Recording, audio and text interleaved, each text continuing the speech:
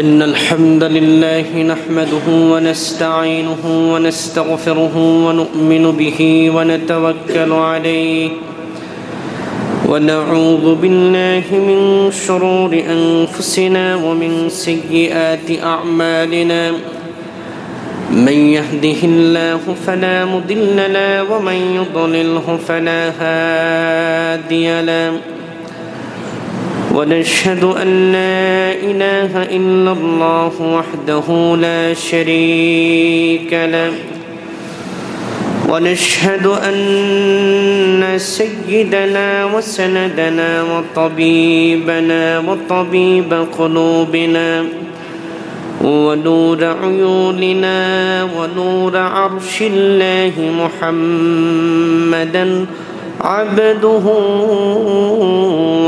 ورسوله الذي أرسله بالحق بشيرا ونذيرا وداعيا إلى الله بإذنه وسراجا منيرا أما بعد فقد قال الله تعالى في كلامه المجيد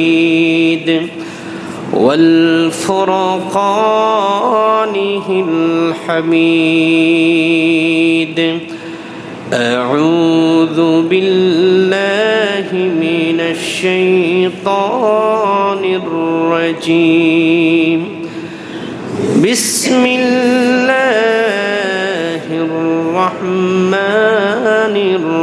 الرحيم ربنا وابعث فيهم رسولا منهم يتلو عليهم آياتك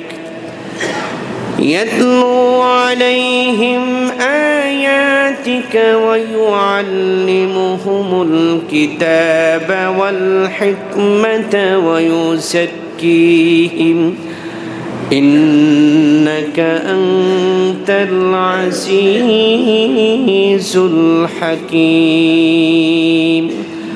صدق الله العظيم وصدق رسوله النبي الحبيب الكريم ونحن على ذلك من الشاهدين والشاكرين والحمد لله رب العالمين وقال تعالى في شان حبيبه ومحبوبه ومعشوقه مخبرا وآمرا إن الله وملائكته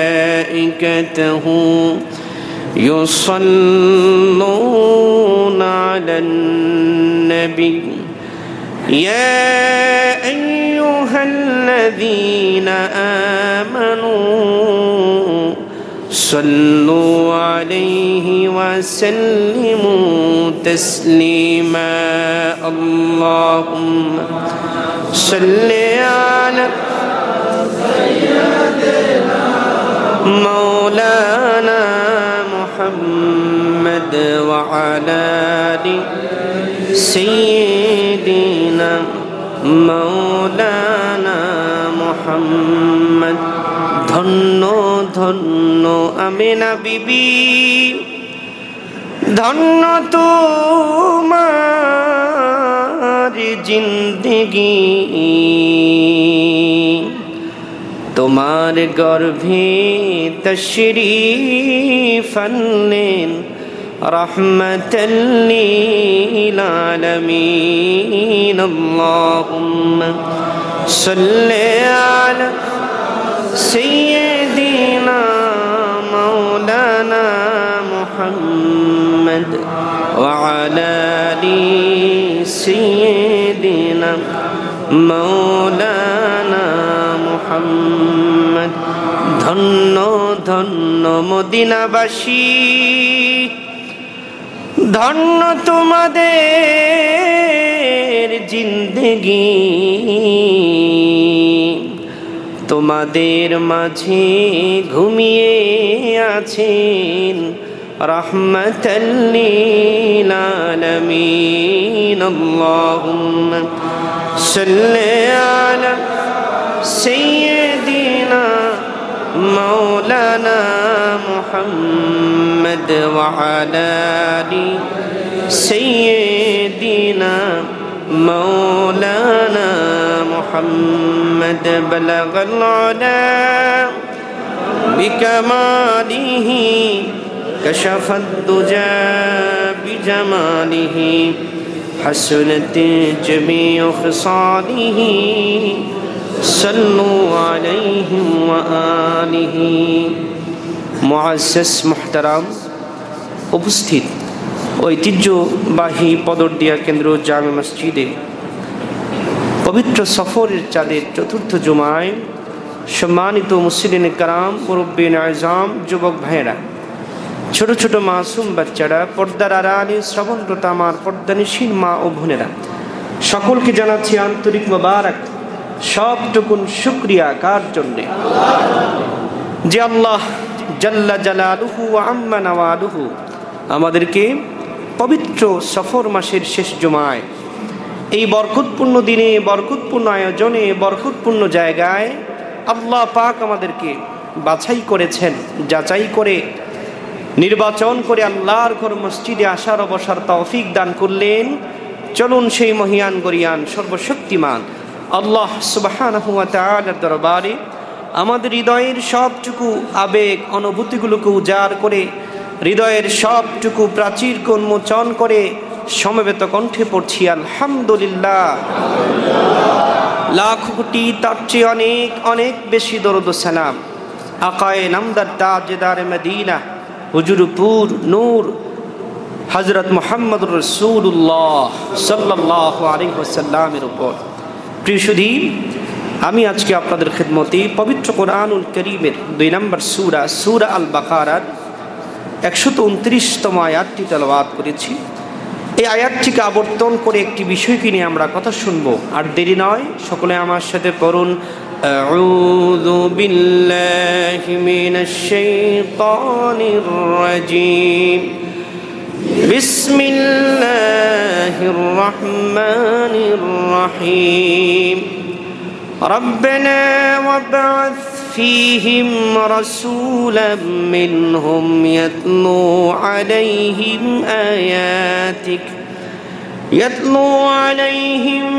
آياتك ويعلمهم الكتاب والحكمة ويزكيهم إنك أنت العزيز الحكيم صدق الله العظيم ওয়াসাদাকা রাসূলুহুন নবিয়্যুল হাবিবুল কারীম। প্রিয় সুধী, আমি যেই সূরা থেকে আজকে আলোচনা করব সেই সূরাটির নাম সূরাতুল বাকারা। কি নাম? পবিত্র কোরআনুল কারীমের ক্রমানুসারে 2 নম্বর সূরা, যে সূরাটি নাজিল হয়েছে মদিনায়। এই সূরার 129 নম্বর আয়াতে আল্লাহ সুবহানাহু ওয়া তাআলা আমাদের পূর্বের একজন পয়গম্বর হযরত ইব্রাহিম আলাইহিস সালাতু ওয়াস সালামের একটি দোয়া আল্লাহ পাক কোরআনুল কারীমে তুলে ধরেছেন। সুবহানাল্লাহ। সেই নবীর কি নাম? ইব্রাহিম আলাইহিস সালাতু ওয়াস সালাম। গত জুমায় আমরা শুনেছি হযরত ঈসা আলাইহিস সালাতু ওয়াস সালামের সংক্ষিপ্ত জীবনী এবং তিনি কি দোয়া করেছিলেন।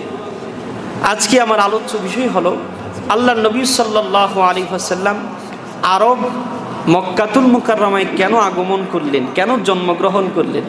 আল্লাহর নবী তো ভারত উপমহাদেশেও জন্মগ্রহণ করতে পারতেন, ঠিক কিনা বলে। আল্লাহর নবী সিরিয়া অঞ্চলেও জন্মগ্রহণ করতে পারতেন। আল্লাহর নবী প্যালেস্টাইনে জন্মগ্রহণ করতে পারতেন। আল্লাহর নবী সাল্লাল্লাহু আলাইহি ওয়াসাল্লাম ইরাক, ইরান, এই পারস্য উপমহাদেশেও জন্মগ্রহণ করতে পারতেন, কিন্তু না, আল্লাহর নবী আগমন করলেন আরব ভূমিতে। সুবহানাল্লাহ। কেন আল্লাহর নবী সাল্লাল্লাহু আলাইহি ওয়াসাল্লাম আরব ভূমিতে আগমন করলেন আর কেন আল্লাহ রাব্বুল আলামিন তার হাবিবকে আরবে পাঠালেন, এটাই আজকে আমরা শুনব। হযরত ইব্রাহিম আলাইহিস সালাতু ওয়াস সালাম আল্লাহর এমন একজন পয়গাম্বর, যেই পয়গাম্বরের কথা কথা কোরআনুল কারীমে আসছে 129 বার। সুবহানাল্লাহ। ওনার আলোচনা আসছে, অন্যান্য নবীদের আলোচনা আসছে। 25 জন পয়গাম্বরের নাম আল্লাহ কোরআনুল কারীমে এনেছেন। তার মধ্যে যাদের আলোচনা অনেকবার এনেছেন তিনি তার মধ্যে অন্যতম হল হযরত ইব্রাহিম আলাইহিস সালাতুস সালাম। আল্লাহর হাবিব সাল্লাল্লাহু আলাইহি ওয়াসাল্লাম আগমনের, আরব ভূখণ্ডে আগমনের অনেকগুলো কারণ রয়েছে। তার মধ্যে প্রথম হলো এই আরব ভূখণ্ড হলো উম্মুল কোরা, এই পৃথিবীর আদি নগরী। বলেন সুবহানাল্লাহ। এই পৃথিবীর প্রথম যেই ভূমি, মাটির যেই ভূমি, এই মাটির ভূমিটা হলো বর্তমান কাবা আল মুশাররাফা আল মুকাররামা, যেই জায়গায় এর নিচের যেই জায়গাটা, এই জায়গাটা হলো এই পৃথিবীর সর্বপ্রথম ভূমি। বলেন সুবহানাল্লাহ। আল্লাহ সুবহানাহু ওয়া তাআলা পবিত্র কোরআনুল কারীমে মক্কাতুল মুকাররমার অনেক প্রশংসা করেছেন। সুবহানাল্লাহ। আল্লাহ রাব্বুল আলামিন সূরা শুআরা 42 নম্বর আয়াতে বলেন, وَكَذَلِكَ أَوْحَيْنَا إِلَيْكَ قُرْآنًا عَرَبِيًّا لِتُنذِرَ أُمَّ الْقُرَى।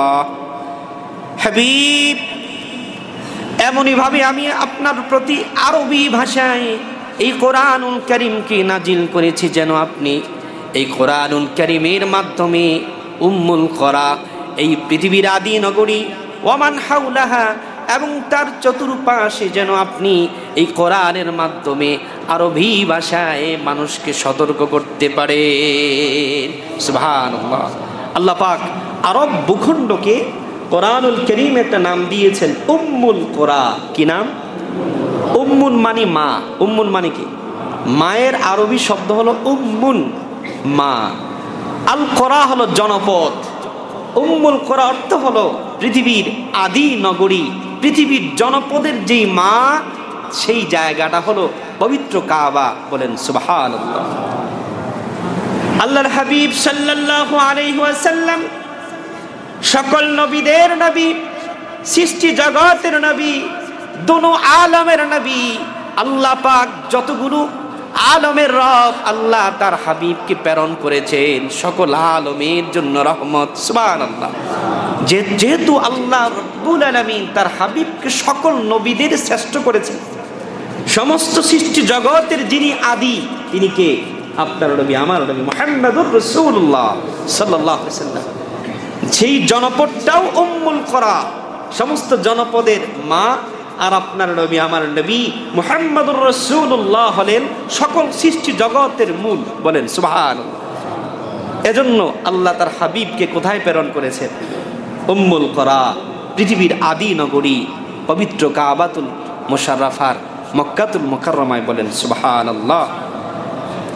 ভূতাত্ত্বিকগণ গবেষণা করেছেন, তারা বলেন পৃথিবীর যেই আদি নগরী কাবা, এটা পৃথিবীর ভূপৃষ্ঠ থেকে কারো বর্ণনায়, কোনো গবেষণায় 4000 কিলোমিটার উঁচা, কোনো গবেষণায় 6000 কিলোমিটার উঁচা।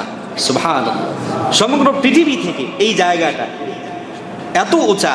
আল্লাহু আকবার বলেন। এর কারণ হলো আপনার নবী, আমার নবী রাহমাতুল্লিল আলামিনের শানে আল্লাহ পাক পবিত্র কোরআনুল কারীমে সূরাতুন নাশরার মধ্যে আল্লাহ পাক বলেছেন, ওয়া রাফা'না লাকা যিকরাক। হাবিব, আমি আপনার জিকির, আপনার আলোচনাকে বুলন্দ করেছি। হাবিব, আমি শুধু আপনার আলোচনাকেই বুলন্দ করি নাই, আপনি যেই জায়গায় জন্মগ্রহণ করেছেন সেই কাবার জমিনের মাটিটাকেও আমি আল্লাহ আরশচুম্বী করেছি। সুবহানাল্লাহ। আল্লাহর হাবিব সাল্লাল্লাহু আলাইহি ওয়াসাল্লাম এজন্য উম্মুল কোরাতে এসেছেন, যেহেতু এই জায়গাটা পৃথিবীর মূল। আর আপনার হাবিব, আমার হাবিব আল্লাহ পাকের প্যারা নবী সাল্লাল্লাহু আলাইহি ওয়াসাল্লাম, তিনিও সৃষ্টি জগতের মূল। সুবহানাল্লাহ। এজন্য আল্লাহর হাবিব আরব ভূখণ্ডে এসেছেন। আল্লাহু আকবার বলেন। 2 নম্বর কারণ হলো আমাদের বাবা হযরতে আদম আলাইহিস সালাতু ওয়াস সালাম যেই জনপদের মধ্যে বাসস্থান করেছেন, সেই জনপদ হলো আরব ভূমি। সুবহানাল্লাহ পড়ে। আমাদের বাপের বাড়ি একটা হলো জান্নাত। কোথায়? আমাদের বাপের বাড়ি কোথায়? জান্নাত। আমরা জান্নাত থেকে কিছুদিনের জন্য দুনিয়াতে আসছি। মারহাবা বলে। আবার আমরা কোথায় যাব? আল্লাহ কবুল করুক। আমিন। এই দুনিয়াতে আমাদের বাপের বাড়ি হলো আরব। সুবহানাল্লাহ পড়ে। হযরতে আদম আলাইহিস সালাতু ওয়াস সালাম তিনি এই জমিনের মধ্যে আসার পরে আরব ভূখণ্ডে তিনি ছিলেন। আরব ভূখণ্ডে তিনি ছিলেন। এজন্য আল্লাহ পাক তার হাবিবকেও আরব ভূখণ্ডে প্রেরণ করেছেন। সুবহানাল্লাহ। আল্লাহর নবী সাল্লাল্লাহু আলাইহি সাল্লাম আরব ভূখণ্ডে আসার আরেকটি কারণ হলো আল্লাহ রাব্বুল আলামিন পৃথিবীর প্রথম যে ঘর কাবা, এই কাবাকেও আল্লাহ পৃথিবীর প্রথম ভূমি, প্রথম ঘর, সেটাও কাবা, সেটা হলো আরব ভূখণ্ডে মক্কাতুল মুকাররমায়। বলেন সুবহানাল্লাহ। আল্লাহ রাব্বুল আলামিন সূরা আল ইমরানের 96 নম্বর আয়াতে বলেন, ইন্না আউওয়ালা বাইতিন উদিআ লিন-নাসি লাল্লাযী বিবাক্কাতা মুবারাকাও ওয়া হুদাল লিল আলামিন। হাবিব, আপনি পৃথিবীবাসীকে জানিয়ে দেন, নিশ্চয়ই এই জমিনের মধ্যে প্রথম নির্মিত ঘর হলো বাক্কা। প্রথম ঘর হলো বাক্কা, যার নাম হলো মক্কা। সুবহানাল্লাহ পড়েন। যেই মক্কা বাক্কাকে আমি আল্লাহ বরকতপূর্ণ করেছি, যেই কাবাকে আমি আল্লাহ বরকতপূর্ণ করেছি, এবং এই কাবাকে এই জমিনের জন্য হাদি হিসাবে প্রেরণ করেছি। বলেন সুবহানাল্লাহ। পৃথিবীর ঘর হলো, প্রথম ঘর হলো কাবা। কাব বলা হয় পৃথিবীর উঁচু জায়গা, কাব থেকে কাবা, যেহেতু কাবাতুল মুকাররমা যে জায়গাটায় আছে, এই জায়গাটা পৃথিবীর সবচেয়ে উঁচা। বলেন সুবহানাল্লাহ। আল্লাহর হাবিব সাল্লাল্লাহু আলাইহি ওয়াসাল্লাম এই কাবাকে কতটা ভালোবাসতেন। রাসূলুল্লাহ সাল্লাল্লাহু আলাইহি ওয়াসাল্লাম ইসলামের প্রাথমিক সময়ে আল্লাহ নবী সাল্লাল্লাহু আলাইহি ওয়াসাল্লাম যখনই কোরআনুল কারীম আয়াত নাজিল হতো, আল্লাহ নবী সাল্লাল্লাহু আলাইহি ওয়াসাল্লাম চলে যেতেন কাবায়, গিয়ে দাঁড়িয়ে দাঁড়িয়ে তেলাওয়াত করতেন। সুবহানাল্লাহ। আরবের কাফিরগুলো আল্লাহর নবীজির নূরের জবান থেকে সুমধুর কণ্ঠে কোরআন তেলাওয়াত শুনতেন। সুবহানাল্লাহ। মক্কা থেকে যখন আল্লাহর হাবিব সাল্লাল্লাহু আলাইহি ওয়াসাল্লাম মদিনায় হিজরত করলেন, মেরাজের পরে নামাজ ফরজ হলো। হিজরতের 2 বছর পূর্বে আল্লাহ নবী সাল্লাল্লাহু আলাইহি ওয়াসাল্লাম সহিহ বুখারীর বর্ণনায় 16 কিংবা 17 মাস বাইতুল মুকাদ্দাসের দিকে ফিরে নামাজ পড়েছেন। কোন দিকে? বাইতুল মুকাদ্দাসের দিকে। কিন্তু আল্লাহ নবী সাল্লাল্লাহু আলাইহি ওয়াসাল্লাম যখনই নামাজ শেষ করতেন, তখনই আকাশের দিকে বারবার তাকাতেন। সুবহানাল্লাহ। এমনভাবে তাকিয়েছেন 16 কিংবা 17 মাস। 16 কিংবা 17 মাস পরে আল্লাহ তাআলা তার হাবিবের শানে আয়াত নাজিল করলেন। সুবহানাল্লাহ। নবীজি সাল্লাল্লাহু আলাইহি ওয়াসাল্লাম, আপনারা যারা হজে গিয়েছেন, মসজিদে জুল কিবলাতায় আপনারা সেখানে যান, গিয়ে নামাজ পড়েন। এই জায়গায় জোহরের নামাজ, কোনো বর্ণনায় আসর নামাজের ওয়াক্ত, আল্লাহ নবী সাল্লাল্লাহু আলাইহি ওয়াসাল্লাম আসরের নামাজ পড়াচ্ছিলেন। 2 রাকাত নামাজ শেষ হলো বৈঠকে, তখনই আয়াত নাজিল হলো, হাবিব ফাওয়াল্লি ওয়াজহাকা শাতরাল মসজিদিল হারাম, আপনি আর দেরি করবেন না, বাইতুল মুকাদ্দাস থেকে ফিরে আপনি আপনার কিবলাকে কাবার দিকে ফিরেন। সুবহানাল্লাহ। 2 রাকাত নামাজ হলো মসজিদ আকসার দিকে ফিরে, আর 2 রাকাত হলো কাবার দিকে ফিরে।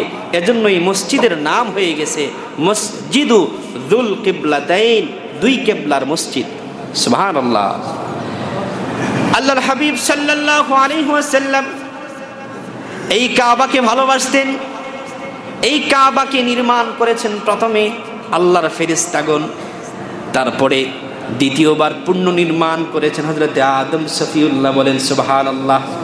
এই কাবার 10 বার সংস্কার হয়েছে। কতবার? প্রথম এটা নির্মাণ করেছেন কারা? আল্লাহর ফেরেশতাগণ। 2 নাম্বার হযরতে আদম আলাইহিস সালাতু ওয়াস সালাম।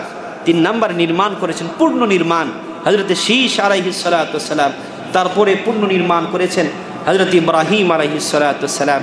তারপরে অমালিকা গোত্র, জুরহাম গোত্র, কুসাই ইবনে কিলাব, কুরাইশগণ, আব্দুল্লাহ ইবনে জুবায়ের, শেষ হাজ্জাজ বিন ইউসুফ। বলেন সুবহানাল্লাহ। যদি জুমার দিনে, বরকতপূর্ণ দিনে আল্লাহর ঘর মসজিদে প্রাণ ভরে আপনারা দান করুন। আল্লাহ সুবহানাহু ওয়া তাআলা আমাদের সকলের দানগুলো কবুল করুক, পড়ুন আমিন। তাহলে পৃথিবীর প্রথম ঘর হলো কি? কাবা। পৃথিবীর প্রথম ঘর কি? কাবা। আর পৃথিবীর প্রথম সৃষ্টিও কে? আপনার নবী, আমার নবী। বলেন সুবহানাল্লাহ। এজন্য আল্লাহ পাক তার হাবিবকে কাবার পাশে পাঠিয়েছেন। আল্লাহু আকবার। আল্লাহর হাবিব সাল্লাল্লাহু আলাইহি ওয়াসাল্লাম আরব ভূখণ্ডে আসার 3 নাম্বার কারণ হলো হযরত ইব্রাহিম নবী ওনার সাথে সম্পৃক্ত। আল্লাহর নবী ইব্রাহিম আলাইহিস সালাতু ওয়াস সালামের জন্ম হয়েছিল ইরান, বেবিলনে, বাবেলে, ইরান, পারস্যে। কিন্তু আল্লাহর নবী সাল্লাল্লাহু আলাইহি ওয়াসাল্লাম হযরত ইব্রাহিম আলাইহিস সালাতু ওয়াস সালামকে বাবা বলতেন, কারণ ইব্রাহিম নবী আমাদের মিল্লাতের বাবা। সুবহানাল্লাহ পড়েন। ওনার দেশের বাড়ি ছিল কোথায়? Iraq, Iraq, পারস্যে। ৮৬ বছর বয়সে আল্লাহ পাক ওনাকে সন্তান দিলেন। নাম কি? হযরত ইসমাঈল আলাইহিস সালাতু ওয়াস সালাম। ৮৬ বছর বয়সে আল্লাহ সন্তান দিলেন। ওনার প্রথম বিবি ছিলেন সারা। ওনার গর্ভে সন্তান জন্ম হলো না, উনি নিজেই ইব্রাহিম নবীকে অফার করলেন একজন রাজার মেয়ে, তার নাম হলো হাজেরা। সুবহানাল্লাহ পড়েন। হাজেরার সাথে বিয়ে হলো ইব্রাহিম নবী। ওনার আরেকজন বিবি আছেন, এটা আপনারা জানেন না, ওনার নাম হলো কোতায়রা। ৩ জন ওনার বিবি ছিলেন।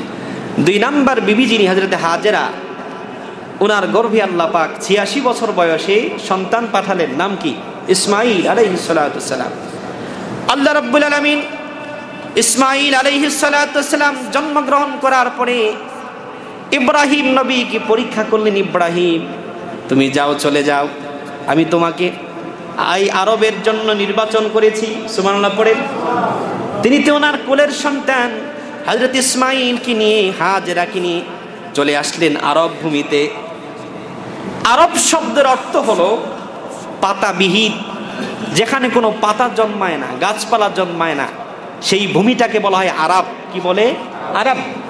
যেখানে কোনো পাতা জন্মায় না, যেখানে কোনো বৃক্ষ গাছপালা জন্মায় না, সেই জায়গাটার নাম হলো আরবিতে আরব। হযরত ইব্রাহিম আলাইহিস সালাতু ওয়াস সালাম ওনার সন্তান, কোলের সন্তান, দুধ খায় সন্তান ইসমাঈলকে নিয়ে চলে আসলেন কোথায়? কাবার পাশে, যেখানে কোনো বৃক্ষলতা কিছুই ছিল না, দুধু মরুভূমি, শুধু আল্লাহর ঘর কাবা, আর কিছুই নাই। ইব্রাহিম আলাইহিস সালাতু ওয়াস সালাম বিবি হাজেরাকে রেখে চলে যাচ্ছেন। বিবি হাজেরা বললেন, স্বামী, আমাকে এখানে এই দুধু মরুভূমিতে রেখে চলে যাচ্ছেন, এই সিদ্ধান্ত কি আপনার না আল্লাহর? সুবহানাল্লাহ। ইব্রাহিম নবী সোজা উপরের দিকে তাকালেন। আল্লাহু আকবার। কোলের সন্তানকে রেখে চলে যাওয়ার সময় আল্লাহ নবী ইব্রাহিম খলিলুল্লাহ সন্তানের চেহারার দিকে তাকালেন। যেই সন্তানকে পেলেন ৮৬ বছর বয়সে, এই সন্তান কতটা আদরের। কাবার পাশে রেখে চলে যাচ্ছেন, কোনো পানি নাই, বৃক্ষ নাই, ফল ফলাদি কোনো খাবার নাই। ইব্রাহিম নবী আল্লাহর কাছে হাত তুলে দোয়া করলেন। সূরাতুল বাকারা ১২৬ নম্বর আয়াত আল্লাহ পাক তুলে ধরলেন, ওয়া ইয ক্বালা ইব্রাহিমু রাব্বিজআল হাযা বালাদান আমিনান ওয়ারযুক আহলাহু মিনাত থামারাত। আয় আল্লাহ তাআলা, আমি তোমার কাছে ফরিয়াদ করি, আমার কলিজার টুকরা সন্তান ইসমাঈলকে এই ভূখণ্ডে রেখে যাচ্ছি, আমার বিবিকে রেখে যাচ্ছি। আয় আল্লাহ তাআলা, আমার কলিজার টুকরা সন্তান আমার বিবির জন্য এই ভূমিটাকে নিরাপদ করে দাও। সুবহানাল্লাহ। ২ নাম্বার দোয়া করলেন, ওয়ারযুক আহলাহু মিনাত থামারাত। আয় আল্লাহ তাআলা, আমার কলিজার টুকরা সন্তান আমার বিবির জন্য এই ভূমিটাকে ফুলে ফলে সুশোভিত করে দাও। সুবহানাল্লাহ। তখনই আল্লাহ পাক এই ভূখণ্ডের একটি জায়গা, নাম হলো তায়েফ। কি নাম? তায়েফ আরবি শব্দ। আপনারা তো শুধু তায়েফ তায়েফ বলেন, এটা আরবি শব্দ। কি শব্দ? আরবি শব্দ। তায়েফ বলা হয়, অর্থ হলো, বাংলা অর্থ হলো তাওয়াফকারী। যেই ভূমিটা আল্লাহর ঘর তাওয়াফ করছে তার নাম হলো তায়েফ। সুবহানাল্লাহ পড়ে। তায়েফের যেই জায়গাটা, এই জায়গাটা আল্লাহর ঘর, ভূমিটা তাওয়াফ করছে ৭ বার। আল্লাহু আকবার বলেন। ইমাম ফখরুদ্দিন রাজি তাফসীর কবীরে নকল করেছে। আরব ভূখণ্ডে কোনো বৃক্ষলতা ছিল না, কোনো গাছপালা ছিল না। আল্লাহ পাক ফেরেশতা জিবরিলকে পাঠালেন, জিবরিল যাও, আমার হাবিবের বংশ আমি আরবে পাঠায় দিছি ইসমাঈল। সুবহানাল্লাহ। আমার হাবিব ইসমাঈল আলাইহিস সালাতু ওয়াস সালামের মাধ্যমে দুনিয়াতে আগমন করবেন।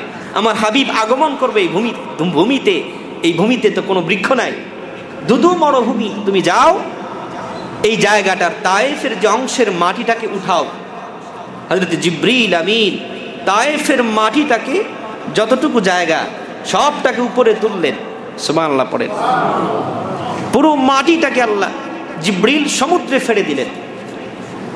আল্লাহ পাক ফেরেশতা জিবরিল আমিনকে বললেন, তুমি সিরিয়াতে চলে যাও। সিরিয়াতে একটি জায়গা আছে, নাম হিমস। কি নাম?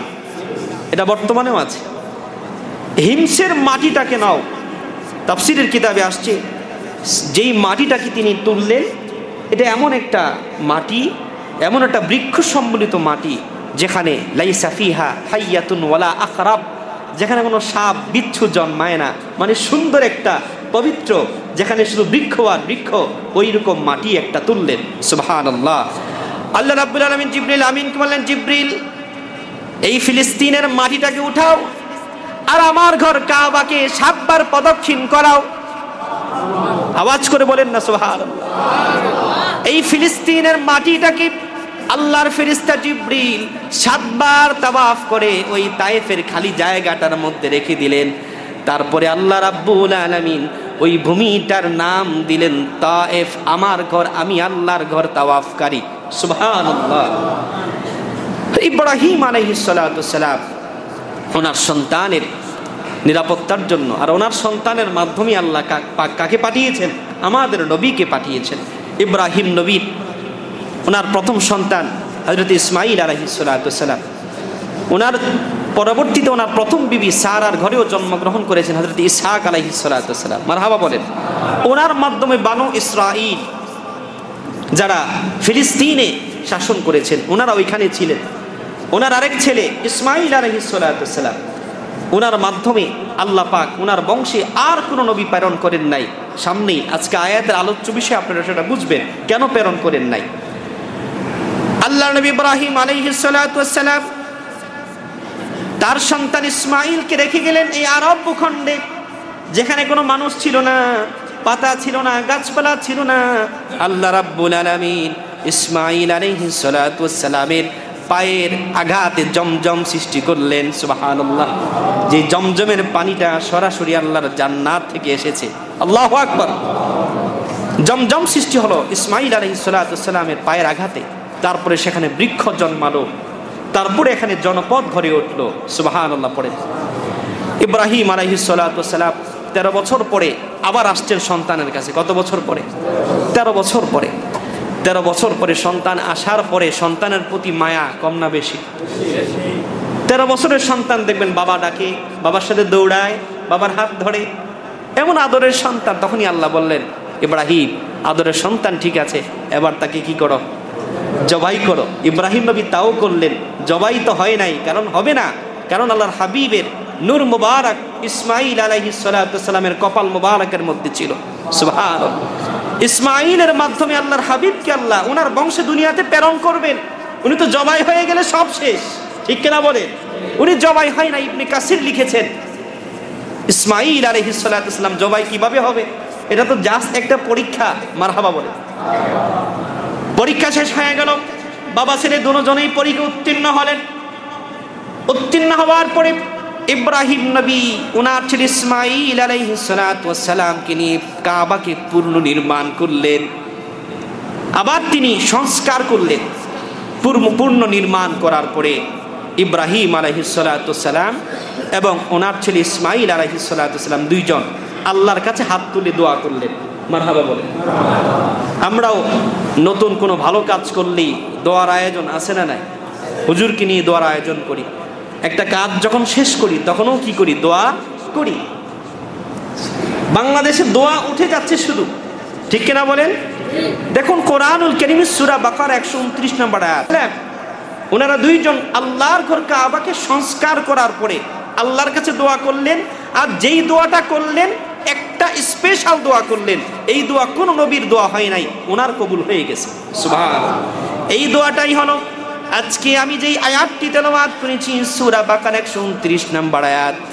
আল্লাহ রাব্বুল আলামিনের কাছে বাবা ছেলে দোয়া করলেন, রব্বানা ওয়াবআথ ফীহিম রাসূলাম মিনহুম ইয়াতলু আলাইহিম আয়াতিকা ويعلمهم الكتاب والحكمة ويزكيهم إنك أنت العزيز الحكيم আল্লাহর কাছে দোয়া করলেন, আয় আল্লাহ তাআলা, আমার সহিফার মধ্যে যেই নবীর আলোচনা তুমি করেছ, পূর্বেকার সকল নবীদের কিতাবের মধ্যে যেই নবীর আলোচনা করেছো, আখিরি নবী, নবীগণের সম্রাট মুহাম্মদুর রাসূলুল্লাহ সাল্লাল্লাহু আলাইহি ওয়াসাল্লামকে তুমি আমার ছেলে ইসমাঈলের বংশে দুনিয়াতে পাঠাও। সুবহানাল্লাহ। তিনি দোয়া করলেন, আল্লাহ রব্বানা ওয়াবআথ ফীহিম রাসূলান, আল্লাহ তুমি আমাদের মাঝে এমন একজন রাসূল প্রেরণ করো, ইয়াতলু আলাইহিম আয়াতিক, যিনি তোমার আয়াতগুলো তেলাওয়াত করে আমাদেরকে শোনাবেন, ওয়া ইউআল্লিমুহুমুল কিতাব, যিনি কিতাব আমাদেরকে শিক্ষা দিবেন, ওয়াল হিকমা, যিনি হিকমার শিক্ষা দিবেন, ওয়া ইউযাক্কিহিম, যিনি আমাদের সকল অপবিত্রতা থেকে পবিত্র করবেন। সুবহানাল্লাহ। আল্লাহ পাক হযরত ইব্রাহিম আলাইহিস সালাতু ওয়াস সালামের এই দোয়া কবুল করলেন, যেই দোয়া পূর্বের নবীরাও করেছিলেন, কিন্তু ওনার দোয়াটাই আল্লাহ কবুল করলেন। বলেন সুবহানাল্লাহ। আল্লাহ রাব্বুল আলামিন ওনার ছেলে ইসমাঈলকে সংরক্ষণ করেছেন।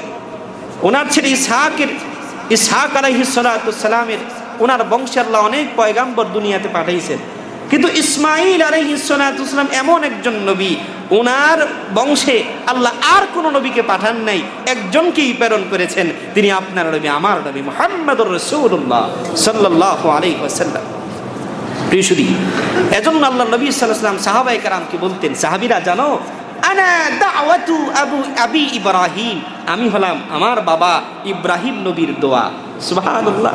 ইব্রাহিম নবীকে আল্লাহ অনেক পরীক্ষা করেছেন, আগুনে ফেলেছেন, সন্তানকে জবাই করতে বলেছেন, এত বড় বড় পরীক্ষা ইব্রাহিম নবী দিয়েছেন।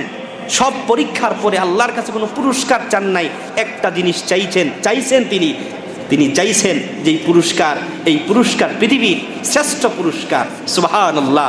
উনি চাইলেন, আল্লাহ তোমার কাছে আমি এত পরীক্ষা দিলাম, কিছুই চাই না, তোমার কাছে চাই যে তোমার আখিরি নবী, তোমার প্রিয় হাবিব মুহাম্মদুর রাসূলুল্লাহ সাল্লাল্লাহু আলাইহি ওয়াসাল্লামকে আমার ছেলের বংশে দুনিয়াতে পাঠাবা, আমি ইব্রাহিম নবী ধন্য হয়ে যাব, আমার ছেলে ইসমাঈল ধন্য হয়ে যাবে। সুবহানাল্লাহ। বংশীয় গৌরব আছে না নাই? আমাদের বংশ যদি কারো ভালো হয়, তাহলে আমাদের গৌরব আছে ইব্রাহিম নবী আলাইহিস সালাতু ওয়াস সালাম। ওনার বংশের গৌরব হলো ওনার বংশের মধ্যে আল্লাহ তার হাবিবকে প্রেরণ করেছে। সুবহানাল্লাহ। এজন্য আল্লাহর হাবিব সাল্লাল্লাহু আলাইহি ওয়াসাল্লাম নামাজের দুরুদের মধ্যে ইব্রাহিম নবীর নাম আছে না নাই? আছে। উনি এমনি নামাজের দুরুদে আমরা দুরুদ শরীফ পড়ি তো নবীজির উপরে, ইব্রাহিম নবীর নামটা কেন? প্রশ্ন আছে কিনা বলেন? ইব্রাহিম নবীর নামটা এজন্যই যে ইব্রাহিম নবী সারাটি জীবন আল্লাহর কাছে ফরিয়াদ করেছেন, আল্লাহ তোমার নবীকে আমার বংশে পাঠাও, আমি ধন্য হয়ে যাব।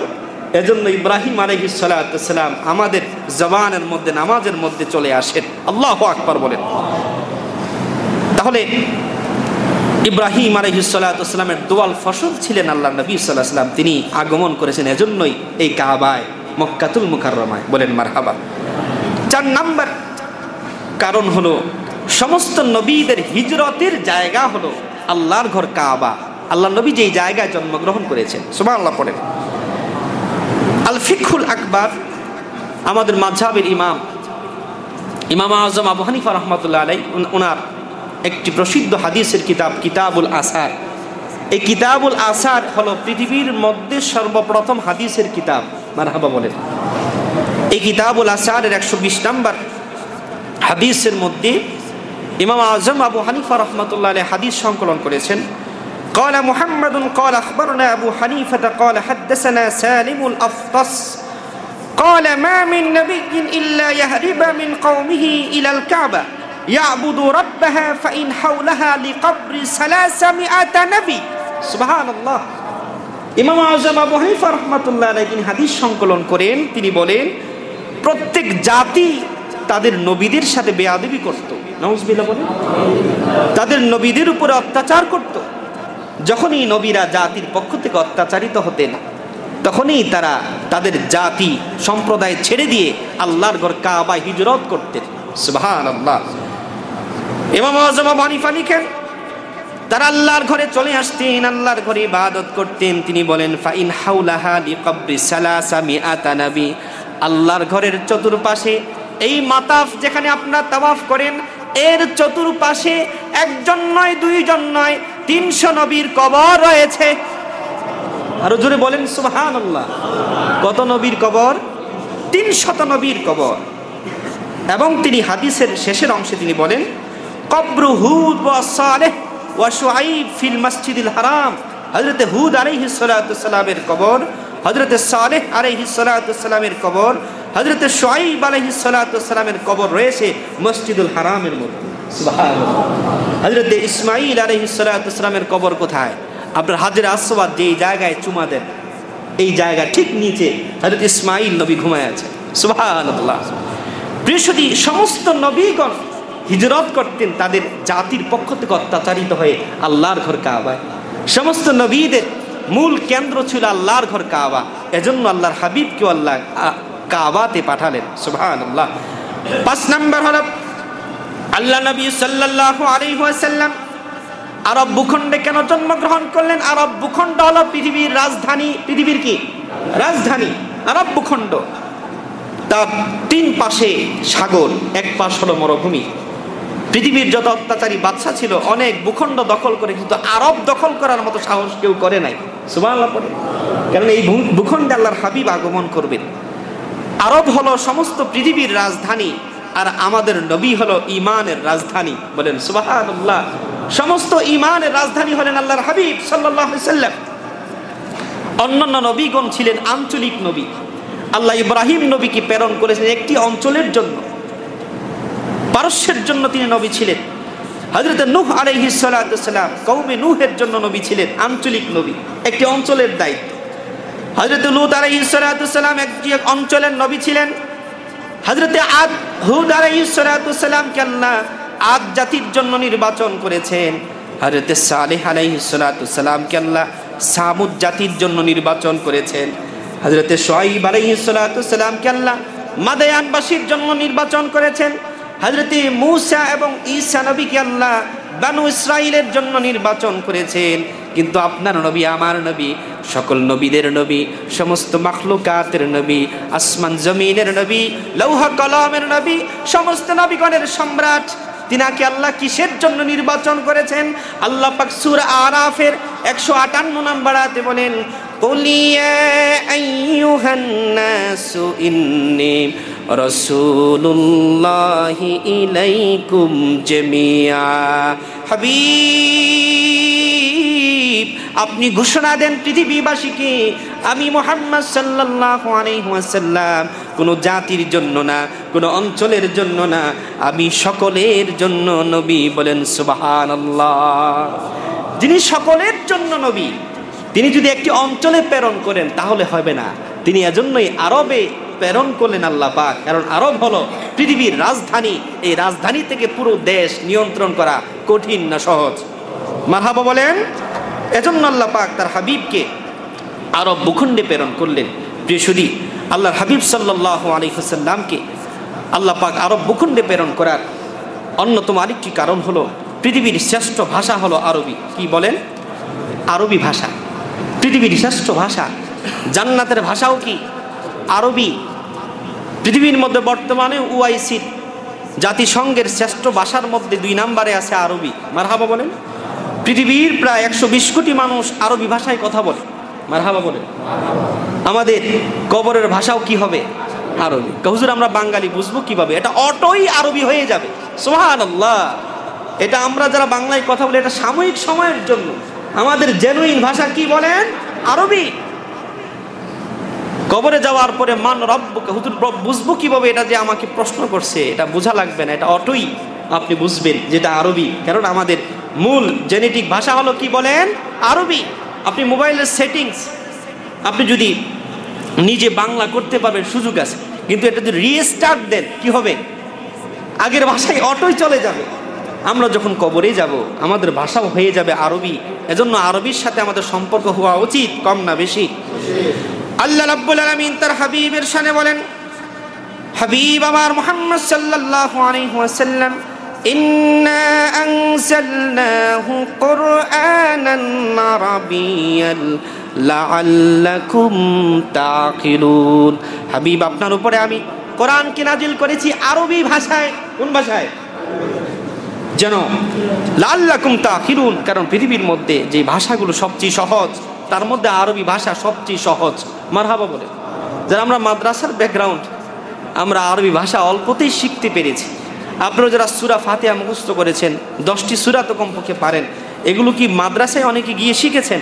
কিন্তু অনেকে শুনেই শুনেই শিখেছেন, ঠিক কিনা বলেন?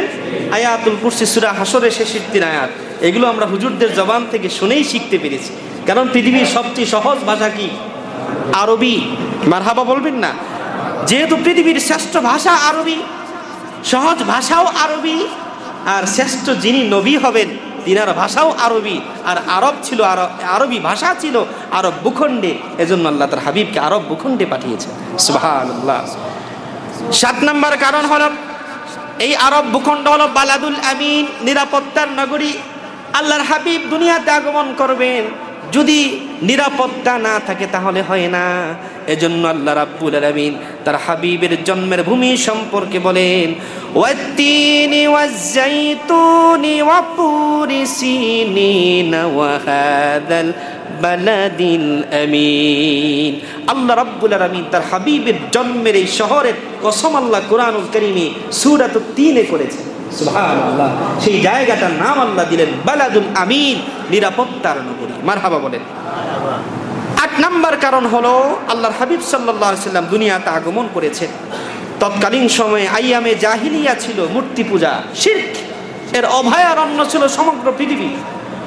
মুষ্টি কয়েক যারা ইমানদার ছিলেন, পূর্বের নবীর উপরে বিশ্বাস করতেন, দ্বীনে হানিফের উপরে ছিলেন, তারা অধিকাংশই ছিল আরবের মধ্যে কুরাইশ বংশে। বলেন সুবহানাল্লাহ। তার মধ্যে নবীজির দাদা আব্দুল মুত্তালিব, তিনি আল্লাহর ঘর কাবার মুতাওয়াল্লি ছিলেন। মারহাবা বলবেন না? আল্লাহর হাবিব সাল্লাল্লাহু আলাইহি সাল্লাম দুনিয়াতে আগমন করেছেন, নবীজির বংশ ছিল পুত পবিত্র বংশ। সুবহানাল্লাহ পড়ে। শুধু আল্লাহর হাবিব নয়, পৃথিবীর মধ্যে যত নবী পয়গাম্বর আল্লাহ প্রেরণ করেছেন সকল নবীদের বংশ ছিল উঁচা বংশ, শ্রেষ্ঠ বংশ। যেই বংশের মানুষ কোনোদিন জিনা ব্যভিচার করে নাই, যেই বংশের মানুষ কোনোদিন শিরিক করে নাই, মূর্তি পূজা করে নাই। বলেন মারহাবা। আইয়ামে জাহিলিয়াতের সময়ও আরবের মধ্যে যারা ছিলেন, কুরাইশ বংশে যারা ছিলেন পুত পবিত্র, তাদের মধ্যে অন্যতম হলো নবীজির বংশ, নবীজির দাদা আব্দুল মুত্তালিব। বলেন মারহাবা। আব্দুল মুত্তালিবের ঈমান কত মজবুত ছিল। ইবনে কাসির সূরাতুল ফিলের তাফসিরে ইমাদউদ্দিন ইবনে কাসির রাহমাতুল্লাহ আলাইহি তিনি লিখেছেন, বাদশা আব্রাহা যখন হামলা করতে আসছে আল্লাহর ঘর কাবায়, সে কাবা থেকে দূরে এক জায়গায় তাবু গাড়ছে, গেড়েই আব্দুল মুত্তালিবের 100 উট সে বাজেয়াপ্ত করছে। আইসাই কত উট? 100 উট। আব্দুল মুত্তালিব উনি বাদশা আব্রাহার কাছে গেলেন, গিয়ে বললেন, আব্রাহা আমার 100 উট ফিরায় দাও, তুমি আমার 100 উট কেন নিয়ে আসছো? আব্রাহা বললেন, আব্দুল মুত্তালিব আমি তো আসছি তোমার আল্লাহর ঘর কাবাকে ধ্বংস করতে, তুমি কাবার মুতাওয়াল্লি, তুমি আমার কাছে কাবাকে যেন আমি ধ্বংস না করি তার জন্য সুপারিশ করলে না, তুমি তোমার উট চাও, ঘটনা কি? তুমি তো মনে হয় বোকা। আব্দুল মুত্তালিব বললেন, ইবনে কাসির লিখেছেন, আব্দুল মুত্তালিবের ঈমানের জৌলস দেখেন। আব্দুল মুত্তালিব বললেন, ইন্নী আনা রব্বুল ইবিল ওয়া ইন্না লিল বাইতি রাব্বান সায়ামনাউহু। সুবহানাল্লাহ। ওরে বাদশা আব্রাহা শোনো, ইন্নী আনা রব্বুল ইবিল, এই উটগুলোর মালিক আমি, ওয়া ইন্না লিল বাইতি রাব্বান, এই যে ঘর তারও একজন মালিক আছেন, আমি আমার উটকে রক্ষা করি, আমার বিশ্বাস তিনি তার ঘরকে রক্ষা করবে। সুবহানাল্লাহ। ঈমানের মজবুতি কত, যে উটের মালিক কি? আমি, এজন্য আমার উট ফিরায় দাও, এই উটগুলো রক্ষণাবেক্ষণের দায়িত্ব আমার। এই কাবার মালিক আমি না, এই কাবারও একজন মালিক আছেন, তিনি কে? আল্লাহ। এই কথা বলেই উট নিয়ে তিনি ওনার পরিবার নিয়ে পাহাড়ের চূড়ায় চলে গেলেন। ওনার বিশ্বাস হলো আজকে কিছু একটা ঘটবে। মারহাবা বলবেন না? আল্লাহ পাক তার হাবিবকে শোনায় দিলেন, আলাম তারা কাইফা ফাআলা রাব্বুকা বিআসহাবিল ফিল ألم يجعل كيدهم في تضليل وأرسل عليهم طيرا أبابيل ترميهم بحجارة من سجيل فجعلهم كعصف مأكول শোনায় দিলেন হাবিব আপনার দাদার দোয়া কবুল হয়েছে আমি হাতিওয়ালাদের সাথে কেমন আচরণ করেছি আপনি কি দেখেন নাই এখানে সূক্ষ্ম বিষয় হলো আল্লাহ নবী আগমন করেছেন হাতির ঘটনার পরে কিন্তু আল্লাহ তার হাবিবের শানে বলেছেন আর এইটা আপনি কি দেখেন নাই তো নবীজি তো দুনিয়াতে ছিলেন না দেখবেন কিভাবে এর ব্যাখ্যায় ইমাম কুরতুবী ইমাম বাগাবী ইমাম অনেক মুফাসসিরগণ লিখেছেন আল্লাহ পাক রূহের জগতে আল্লাহর নবী যখন ছিলেন দুনিয়ায় যা কিছু ঘটতো সব জিনিসই আল্লাহ তার হাবিবকে দেখাতেন সুবহানাল্লাহ আর ফিল যেই ঘটনা ঘটেছে তিনিও আল্লাহর নবী সাল্লাল্লাহু আলাইহি এগুলো দেখেছেন মারহাবা বলেন প্রিয় সুধী আল্লাহর হাবিব সাল্লাল্লাহু আলাইহি সাল্লাম যেই বংশে আসছেন পুত পবিত্র বংশ আব্দুল মুত্তালিব মূর্তি পূজা করেন নাই ওনার 10 জন ছেলে ছিল কেউ মূর্তি পূজক ছিল না জিনা ব্যভিচারকারী ছিল না ওনার ছোট ছেলে আব্দুল্লাহ 10 জন সন্তানের মধ্যে সবচেয়ে শ্রেষ্ঠ ছিলেন বলেন সুবহানাল্লাহ যদিও বা বর্তমানে কিছু হেমার ইবনে হেমার বাকার ইবনে বাকার খিনজির ইবনে খিনজির আল্লাহর নবীর বাপ মাকে গালি দেয় নাউজুবিল্লাহ পড়বেন না আল্লাহর নবীর বাপ মাকে গালি দিয়ে বলে আল্লাহর নবীর বাবা মা জাহান্নামে যাবে নাউজুবিল্লাহ পড়েন বেটা কোরআন হাদিসের 2 পৃষ্ঠা পড়েই আল্লাহর নবীর বাপ মাকে গালি দাও কিয়ামত পর্যন্ত এই যত হাদিস পড়েছো কোরআন হাদিস পড়েছো এই কোরআন হাদিস পড়ে তুমি নবীজির বাবা মাকে জাহান্নামী বলে গালি দাও তোমার এই ঈমান এর কোনো দাম নাই তোমার পড়াশোনার কোনো দাম নাই বেটা আব্দুল্লাহ এই নামটার মধ্যেই তো বোঝা যায় আমার নবীর বাবা জান্নাতি সুবহানাল্লাহ আমেনা কত চমৎকার না আব্দুর রাজ্জাক বিন ইউসুফ এই জাহান্নামের কীট সে ফতোয়া দিয়েছে আল্লাহর নবীর বাপ মা জাহান্নামে যায় নাউজুবিল্লাহ পড়ে বড় ডক্টরের ডিগ্রি লাগাইলে আর মুফতি বড় পাঞ্জাবি পড়লেই বড় হুজুর হওয়া যায় না ইমাম জালালউদ্দিন সুয়ুতী রাহমাতুল্লাহ আলাইহি যার 2 লক্ষ হাদিস মুখস্থ ছিল মারহাবা বলে এই কিতাব আমি দারুল নাফায়েস বৈরুত লেবানন থেকে আনিয়েছি লেবাননের কিতাব উনি আল্লাহর নবীর বাবা মাকে জান্নাতি ছিলেন শত শত দলিল পেশ করেছেন সুবহানাল্লাহ আচ্ছা বলেন একটা রিক্সা ড্রাইভারকেও যদি প্রশ্ন করা হয় বলো তো নবীজির বাবা মা জান্নাতে যাবেন না জাহান্নামে যাবেন একজন রিক্সা ড্রাইভার সেও নবীজির বাবা মাকে জাহান্নামী বলতে তার ঠোঁট কাঁপবে ঠিক কিনা বলে কিন্তু আমাদের দেশে নামের আগে শেখ আপনারা মনে করেন এরা বড় মাশায়েখ না না এরা মাশায়েখ না যারা নবীজির বাবা মাকে জাহান্নামী বলে গালি দেয় এই সালাফি লা মাযহাবি আহলে হাদিসদের সাথে আপনাদের বৈবাহিক সম্পর্ক হারাম কারণ মেয়ে বিয়ে দিবেন এই সন্তানগুলো ভবিষ্যতে নবীজির বাবা মাকে জাহান্নামী বলে গালি দিবে ঠিক কিনা এজন্য বিয়ে শাদী সন্তান বিয়ে করাতেও সাবধান মেয়ে আনতেও সাবধান মেয়ে দিতেও সাবধান আপনি সারা জীবন পড়াশোনা করলেন নামাজ পড়লেন রোজা রাখলেন কিন্তু মনের মধ্যেই বিশ্বাস পালন করলেন নবীজির বাপ মা জান্নাতে যাবে না খোদার কসম আমি ছোট মানুষ বলে দিচ্ছি আপনার ঈমানের নামাজ রোজার কোনো দাম নেই ঠিক কিনা এজন্য আলেম যারা নবীজির শানের বিরুদ্ধে কথা বলবে এরা আলেম না এরা জালেম ঠিক কিনা বলেন আল্লাহর হাবিব সাল্লাল্লাহু আলাইহি ওয়াসাল্লাম দুনিয়াতে আগমন করেছেন ইনশাআল্লাহ আমরা একটি জুমায় নবীজির পিতামাতা যে জান্নাতি একটি জুমায় আলোচনা করব আমাদের জীবনকে সার্থক করে দিবেন কে আর কিছু লাগবে না আপনি যদি এই আকীদা লালন করেন আমার নবীজির বাবা মা জান্নাতি আপনি এই উসিলায় জান্নাতে চলে যাবেন মারহাবা বলেন কোরআনুল কারীমের আয়াত পেলেই ফতোয়া দেওয়া যাবে না আমি ফতোয়া দিতে পারি কোরআনুল কারীমের আয়াত কি যদি আপনি আমল করেন আপনি বেঈমান হয়ে যাবেন এমনও আয়াত কোরআনুল কারীমে আছে এই আয়াতগুলো মানসুখ হুকুমগুলো মানসুখ হয়ে গেছে আরেকটি আয়াতের মাধ্যমে আপনি তো জানেন না ইংরেজি 2 পৃষ্ঠা পড়েই বাংলা বুখারী পড়েই ফতোয়া নিজের মধ্যে নিয়ে আসলেন হুজুর দরকার নাই মাযহাব দরকার নাই মাযহাব ছাড়া একজন আলেমের দিক নির্দেশনা ছাড়া আপনি ইসলামকে মানতে গেলে বিপদে পড়বেন ঠিক কিনা বলেন এজন্য সব বিষয়ে চিন্তা ভাবনা করার আগে মাযহাবকে যারা গবেষণা করেছেন তাদের রায়কে নেবেন তাহলে আপনি আর বিপদগ্রস্ত হবেন না প্রিয় সুধী আল্লাহর হাবিব সাল্লাল্লাহু আলাইহি সাল্লাম আরব ভূখণ্ডে আসছেন 10 নম্বর কারণ হলো নবী করিম সাল্লাল্লাহু আলাইহি সাল্লাম যখন আসছেন তখন আরব ভূখণ্ড ছিল আইয়ামে জাহিলিয়া অন্ধকার থেকে অন্ধকার সেই অন্ধকারের সব অমানিসাকে দূর করার জন্য আল্লাহর হাবিব সাল্লাল্লাহু আলাইহি সাল্লামকে আল্লাহ নূর হিসাবে পাঠালেন। বলেন সুবহানাল্লাহ। আল্লাহ পাক তার হাবিবের শানে বলেন, قد جاءكم من الله نور وكتاب مبين। হাবিব, আমি আপনাকে এই জগতের জন্য নূর হিসাবে পাঠিয়েছি। সুবহানাল্লাহ। যেই নূরের আলোতে সবকিছু আলোকিত হয়ে গেছে, যেই নূরের আলোতে আরবের সব জাহিলিয়াত অন্ধকার দূর হয়ে পৃথিবীবাসী একটি নতুন আলোকিত সমাজ ব্যবস্থা, একটি দেশ, একটি রাষ্ট্র উপহার পেয়েছে। সুবহানাল্লাহ। আল্লাহ রাব্বুল আলামিন আমাদের সকলকে তার হাবিবের পেয়ারা উম্মত হিসেবে কবুল করুক। আমিন। প্রিয় সুধী, ইব্রাহিম আলাইহিস সালাতু ওয়াস সালাম এই দোয়াটাই তিনি করেছেন। আল্লাহর কাছে দোয়া করলেন, আল্লাহ তোমার কাছে কিছুই চাই না, সব পরীক্ষার পরে তোমার হাবিবকে চাই। সুবহানাল্লাহ। হযরত ঈসা আলাইহিস সালাম গত জুমায় আপনারা শুনেছেন, উনি আবার দুনিয়াতে আসবেন আমাদের নবীর উম্মত হওয়ার জন্য। মারহাবা বলেন। আল্লাহ পাক আমাদের সকলকে কবুল করুক। আমিন।